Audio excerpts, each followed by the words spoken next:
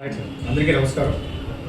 గత ఆదివారం రోజున హైదరాబాద్ పబ్లిక్ స్కూల్లోని శ్రీనివాస్ నగర్ ఏరియాలో ఒక 3 చోట్ల దొంగతనం జరిగిన సమాచారం మీద కంప్లైంట్ తీసుకొని 2 ఎఫ్ఐఆర్ కట్టడం జరిగింది. అందులో ఏపీఎస్సీ బెటాల్లో పనిచేసే ఆర్మరర్ మహేష్ అని, ఇంకొక ఆయన సుబ్బయ్య గారు అని చెప్పేసి రిటైర్డ్ ఆర్ఎస్సీ, వాళ్ళ ఇళ్లలో 2 చోట్ల కూడా హౌస్ బ్రేకింగ్ జరిగిందని గుర్తు తెలియని వ్యక్తులు వాళ్ళు రాజ సంస్కారానికి బయటకు వెళ్ళినప్పుడు, చర్చకి బయటకు వెళ్ళినప్పుడు గుర్తు తెలియని దొంగలు ఇంట్లో దొంగేసి వాళ్ళ బంగారు, డబ్బులు, వెండి ఎత్తుకొని చెప్పేసి ఇచ్చిన కంప్లైంట్ మేరకు 2 కేసులు కట్టడం జరిగింది.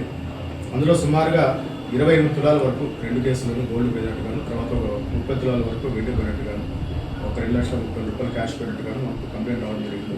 వాటి కేసు నమోదుపరుచుకొని దర్యాప్తులో క్రమంలో భాగంగా మనకు ఫింగర్ ప్రింట్స్ కూడా వాళ్ళకి మ్యాచ్ అవ్వడంతో ఎస్పీ గారి ఆదేశాల మేరకు పోసా శ్రీనివాసులు, తర్వాత మిగతా టీం చంద్ర అంతా కూడా ఒక స్పెషల్ టీమ్గా ఏర్పడి వాళ్ళ యొక్క డీటెయిల్స్ అన్ని కూడా తీసుకొని వాళ్ళిద్దరికి క్యాచ్ చేయడం జరిగింది. మొత్తం 3 దీనిలో పార్టిసిపేట్ చేశారు.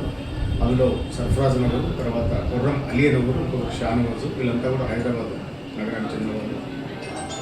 ఈ 3 కూడా కాలేజ్ వన్లో వచ్చి ఇక్కడ దొంగతనం తీసుకొని పోయారు. మనకు విజువల్స్ ద్వారా కూడా తెలుస్తుంది. సో ఈ రోజున వాళ్ళని అవుట్ రింగ్ రోడ్ సమీపంలో ముగ్గురు ఇద్దరు అరెస్ట్ చేయడం జరిగింది.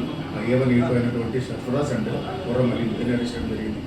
వీళ్ళ మీద గతంలో సుమారుగా 10 కేసుల పైన హౌస్ బ్రేకింగ్ కేసులు హైదరాబాద్ శివారు ప్రాంతంలో ఉన్నాయి. వీళ్ళ నుంచి సుమారుగా 15 తులాల బంగారు ఆభరణాన్ని, అదేవిధంగా 20 తులాల వెండి ఆభరణాన్ని కూడా సీజ్ చేసుకోవడం జరిగింది.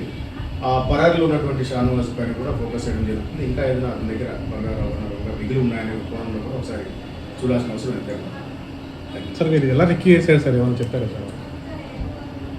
శనివారం రోజున నైట్ వీళ్ళు హైదరాబాద్ నుంచి ఏరియాకి రావడం జరిగింది. చుట్టూ అవుట్స్కట్స్ ఎక్కడెక్కడైతే ఉన్నాయో కొంచెం ఐసోలేటెడ్ ఏరియాస్, కెమెరాస్ లేనటువంటి, యాక్సెస్ లేనటువంటి, ఇల్యూమినేషన్ అంటే మంచి లైటింగ్ లేని ప్రాంతాలు ఏవైతే ఉన్నాయో వాటిని వాళ్ళు రెక్కి చేసుకోవడం జరిగింది. సో యాక్చువల్గా సండే ఏదైనా పనుల కింద బయటకు వెళ్తారన్న ఫ్యామిలీస్తో తెలిసినప్పుడు ఆ రెక్కిలో భాగంగా వాళ్ళకి 2-3 ఏరియాస్ చూస్తున్నారు. లక్కీగా వీళ్ళ శ్రీనివాస్ నగర్ ఏరియాలో వాళ్ళు కరెక్ట్గా లాక్ చేసి ఉండడం అనేది వాళ్ళు ప్లస్ అయింది. ఆ ఇళ్ళ తర్వాత వేరే ఇల్లు కూడా ఏమి లేవు, అంతా కూడా కొంచెం అటవీ ప్రాంతాల్లో కనిపిస్తుంది.